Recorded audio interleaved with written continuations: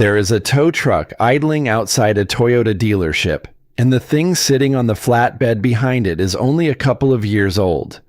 The owner is standing on the curb with his arms crossed, watching a truck he was told would outlive him get dragged away with a dead engine. He is holding the key to what most people will tell you is the most reliable brand on the planet. And right now, that key opens the door to a very expensive paperweight. Let me be straight with you before we go 1 inch further. That scene would have sounded like a bad joke 20 years ago. A Toyota you regret. For most of my life, that sentence did not really land. The same way you would not say you regret oxygen. Toyota was the boring answer. The safe answer. The answer you gave your kid when they got their first car and you actually wanted to sleep at night. So when a title tells you there are 15 Toyotas Americans are sorry they bought, your first instinct should be a raised eyebrow. And good. Keep it raised. Because here is a fact almost nobody puts next to a list like this. Kelley Blue Book has named Toyota the best brand in the country for holding its value 6 years running. On average, a new Toyota keeps a little more than half of what you paid after 5 years. That is the benchmark the whole industry gets measured against. So, a regret list for this badge is almost a contradiction in terms. Almost, because reputation is a strange thing. A reputation is a promise about the past. It is not a guarantee about the specific machine sitting in front of you today. And I am going to tell you honestly, as a guy who has had his hands inside more of these engines than I can count, from the old iron that flat refused to die to the brand new stuff that shows up on a flatbed with 40,000 miles on it. The badge that earned all that trust earned it with simple, overbuilt, boring machines. And a handful of the newest ones are quietly spending that trust down. That is what this really is. Not a brand falling apart. A brand that got tempted by the same things that tempted everybody else. More power, more screens, better fuel numbers on paper, cheaper to build. And every single regret on this list traces back to that one turn, away from the plain, honest engineering that built the name, toward complexity sold to you as progress. I ranked these from mildly annoying to genuinely catastrophic. The ones near the bottom are barely regrets at all, and I will tell you why. The ones at the top will make you angry once you understand who they left holding the bag. And the very last one, number 15, is a car Toyota sold to real people with an expiration date printed right on the fuel door. Stay for that, because you will not believe it is legal until you see it. Here is what I want you to keep in the back of your mind the whole way through. The old Toyota was a marble. You could not kill it with a hammer. A lot of the new stuff is a science project. Keep that picture with you. Let me start at the shallow end. Number 1 is the Toyota Corolla, and I am putting it first to make a point about this entire list. The Corolla is not a bad car. It is one of the most reliable, sensible little machines ever made, and it will run for 200,000 miles while you ignore it. So why do people say they regret one? Because they wanted it to be something it never promised to be. The base engine is slow. Not dangerously slow, just honest slow. The kind of slow where merging onto a highway is a decision you make in advance. The cabin is loud on the freeway. The seats are flat. And a lot of folks who bought one because a video told them it was the smart choice sat in it for a week and realized smart and satisfying are not the same word. That is not a defect. That is a mismatch between the buyer and the car. Remember that, because most of the softer regrets on this list are exactly that. And the honest thing to do is call it what it is. Number 2 is the Corolla Cross, and this one is the Corolla regret with a taller roof and a bigger price tag. Toyota took a good economy car, raised it up, added some plastic cladding, called it an SUV, and asked more money for it.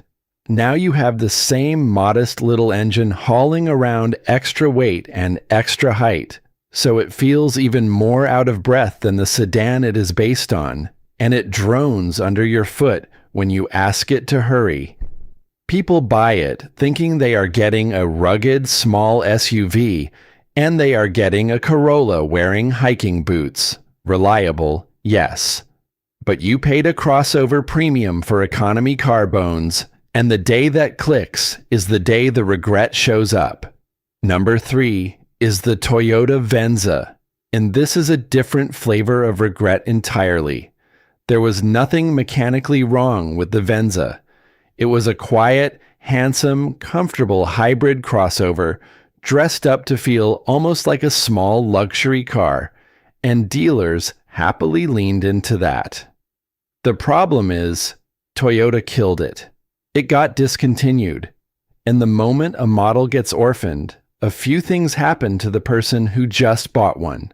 The resale softens because the badge on the trunk no longer exists on the new lot. Some trim pieces and body panels get harder to source, and you are left driving something the company itself walked away from. It is a good car with no future, and that is its own kind of buyer regret. Number 4 is the Toyota Camry, and I already hear the objection. The Camry is bulletproof. You are right, it is. But here is the regret, and it is a regret about what got taken away. Starting with the newest generation, every Camry is a hybrid. Every single one. There is no plain gasoline 4-cylinder for the person who just wanted the simplest possible version, and there has been no V6 for years now, so the folks who remembered a Camry that could actually move, that had a strong smooth 6 under the hood, walked into a showroom and found that choice quietly deleted. The car is more efficient than ever. It is also a narrower menu than it used to be, and for a certain buyer that feels less like an upgrade and more like the option they wanted got engineered out from under them. Number 5 is the Toyota Crown, and this is the awkward one. The Crown showed up to replace the old Avalon, which was a big, soft, comfortable sedan that a lot of loyal people loved. Instead of another Avalon, Toyota gave us this tall, oddly proportioned thing that cannot decide if it is a sedan or a crossover, priced up where you start asking hard questions. It is not unreliable. It is just strange. And strange sedans are slow sellers, and slow sellers do not hold their value the way a RAV4 or a Tacoma does.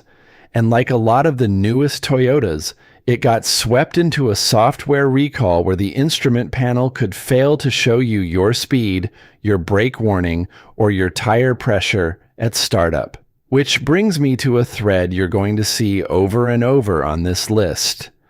The old regrets were mechanical. The new regrets are increasingly about screens and code. Number 6 is the Toyota Highlander, and here the thread gets sharper. For years, the Highlander had a smooth, torquey V6. It was not exciting, but it was refined, it was quiet, and it suited a big 3-row family hauler perfectly. Then Toyota pulled the 6 and dropped in a small turbocharged 4-cylinder to chase better fuel economy numbers. On paper, it makes similar power. In the real world, a lot of owners will tell you it feels strained. It sounds coarse when you load it up with people and cargo and ask it to climb. And it just is not as effortless as the engine it replaced. You traded a relaxed 6 for a busy little 4 working hard, and the Highlander got caught in that same instrument panel recall too. Nothing here will strand you. But the character that made the old one so easy to live with got sacrificed on the altar of a better sticker. Number 7 is the Toyota 4Runner, and this one splits in two. The old 4Runner, the one that ran for well over a decade almost unchanged, is genuinely one of the toughest trucks Toyota ever built. But by the end, you were paying new truck money, $45,000, $50,000, for technology from the start of the last decade. A heavy old 4-liter V6, an ancient automatic with barely any gears, and fuel economy in the neighborhood of 16 or 17 miles to the gallon on a good day. People love the reliability and then feel the sting every single time they fill it up. And the brand new redesigned one throws all that out and gives you a modern turbo hybrid instead, which is more efficient, more powerful, and completely unproven, built on the same new family of engines that, as you are about to hear, has given Toyota some of its worst headaches in decades, so you get to pick your regret. Pay a fortune for old and thirsty, or gamble on new and untested. Number 8 is the Toyota GR Supra, and this is the regret hiding behind a badge. The Supra is a wonderful sports car to drive, but here is what a lot of buyers did not fully understand when they signed. It is not really a Toyota underneath, not the way the legends were. It shares its bones, its engines, and its transmission with a BMW, and it is even built in a factory in Austria, not in Japan. So the person who bought a Supra expecting the famous Toyota experience, the cheap parts, the simple maintenance, the shop on the corner that knows it cold, discovers that when something goes wrong, they are paying BMW prices for BMW components. It is a Toyota badge on German engineering, and there is nothing wrong with that until the repair bill lands, and it does not match the reputation you thought you were buying. Now we leave the mild stuff behind, because from here the regrets have paperwork, real recalls, real lawsuits, real money. Number 9 is the Toyota RAV4 Prime, the plug-in hybrid version of the best-selling vehicle in the country. On paper, it is fantastic, genuinely quick, real electric range, and the Toyota name on the tailgate. Here is the regret. This is a small crossover that's stickered up around $50,000, flagship money for a compact, and then tens of thousands of them got hit with a fire risk recall. A converter inside the high-voltage electrical system could be damaged during assembly and short out, and a short there can overheat and, in the worst case, start a fire. Then more recalls stacked on top, including that instrument panel software problem, so you paid the highest price in the entire RAV4 lineup. And in return, you got a letter in the mail telling you your very expensive electrified crossover has a chance of catching fire until a dealer fixes it. That is a hard pill when you bought the fancy one specifically to avoid problems. Number 10 is the Toyota Sequoia, and this is a big money letdown. Toyota finally redesigned its giant full-size SUV and retired the old, thirsty, but genuinely durable V8 that had soldiered on for ages. In its place went a twin-turbo 6 paired with a hybrid system, and the promise was obvious. All that size, all that towing, but now with real fuel economy. Except owners will tell you the fuel economy is not the miracle the badge implies. In real driving, it sips a lot more than that hybrid label leads you to expect. Worse, the way they packaged the battery and the solid rear axle left the third row cramped and the cargo floor jacked up high. So this enormous vehicle swallows less than you would think. And it rides on the very same new engine family that is the reason for the next item on this list. You spent $70,000+ on the newest, most complicated version of a truck that used to be simple, and you got a compromised interior and thirst you were promised you had left behind. Number 11 is not one model. It is a whole era of them. And it is the one that stings the most because it hit the exact cars people buy to be safe.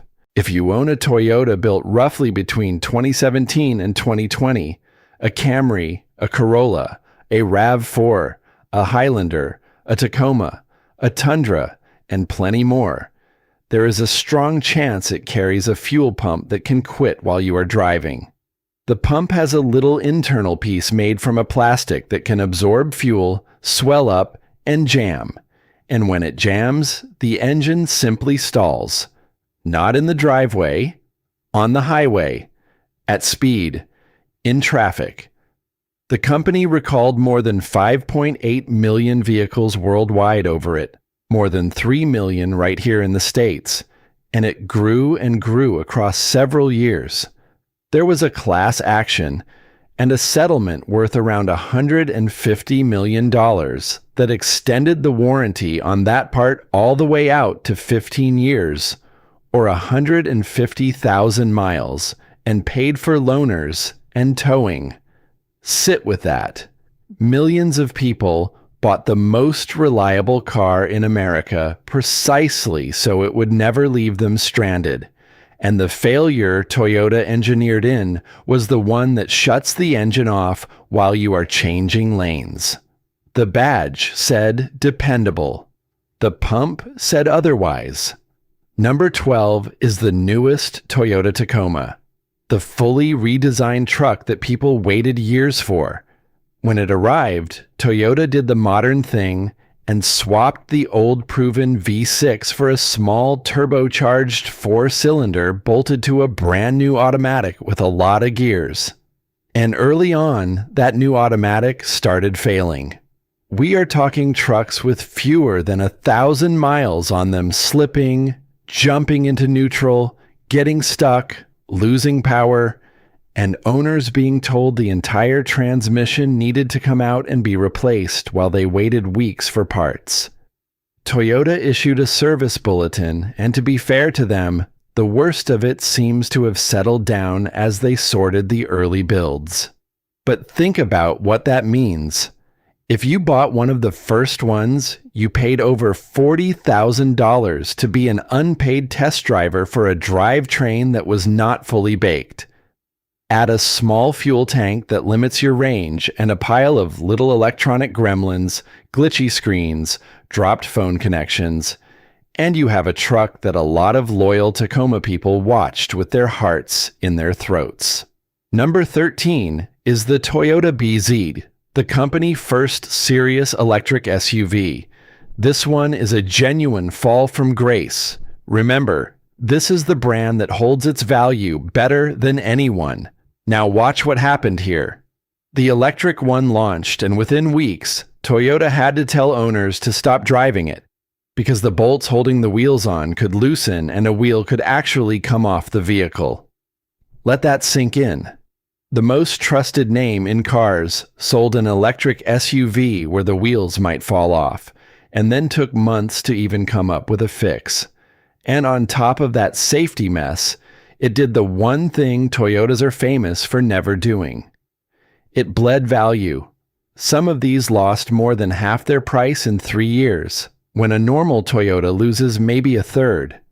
A car that stickered near $50,000 trading hands used for close to half that in a blink. Slow charging, disappointing range in the cold, wheels that needed a recall, and depreciation that would embarrass any other Toyota on the lot. If you paid full price on day one, you got the worst of every world. Number 14 is Catastrophic, and it is the truck that started this whole video sitting on that flatbed. When Toyota redesigned the Tundra, along with the big Sequoia and the Land Cruiser and their Lexus cousins, they replaced the beloved indestructible 5.7-liter V8 with a 3.4-liter twin-turbo 6. More power, better numbers, all of it. And then the engines started coming apart. During manufacturing, tiny metal shavings, machining debris, got left inside the engines and worked their way into the main bearings, the parts that let the crankshaft spin.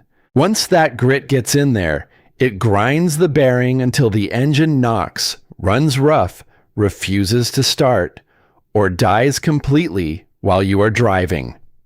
Toyota recalled these in 3 separate rounds over 4 years, more than 270,000 vehicles in total, and here is the truly damning part. They kept building engines with the same problem after they supposedly fixed it, and some trucks had their engines replaced only to be flagged for replacement a second time. There are class action lawsuits over it, and for a long stretch there was not even a guaranteed fix, just owners waiting. Toyota used to brag that nothing stops a Tundra. It turned out the Tundra could stop itself. And here is the engineering heartbreak, because it matters. The old V8 tolerated a little grit. It ran thicker oil, looser clearances, lower pressures. The new one runs razor-thin oil, tight tolerances, and enormous heat and pressure from those turbos, so a speck of debris the old truck would have shrugged off is now a death sentence. They did not just change the engine, they changed how little it takes to kill one. And number 15, the worst one, the Toyota Mirai. This is not a bad car in the way the others are bad. This is a car that should serve as a warning for the rest of your life. The Mirai runs on hydrogen. Toyota sold it as the future. Cleaner than anything. Refuel in 5 minutes, 400 miles of range. The whole dream. Here is the reality the people who bought one are living in right now. Hydrogen stations are closing down. In the entire state where these were mostly sold, there are fewer than 60 places to fuel, many of them broken on any given day.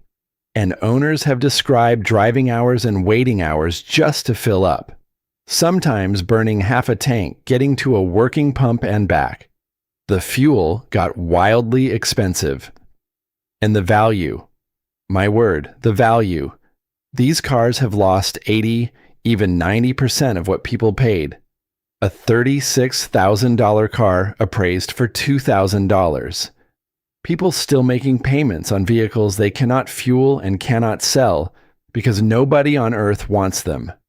Around 700 owners are now suing Toyota, one of the lawsuits demanding $5.7 billion, accusing the company of selling them a promise it knew the world could not keep. And the detail I told you to wait for. Open the little fuel door on a Mirai and there is a warning printed right there, telling you not to refuel the car after a date roughly 10 years out. Do not refuel after 2036.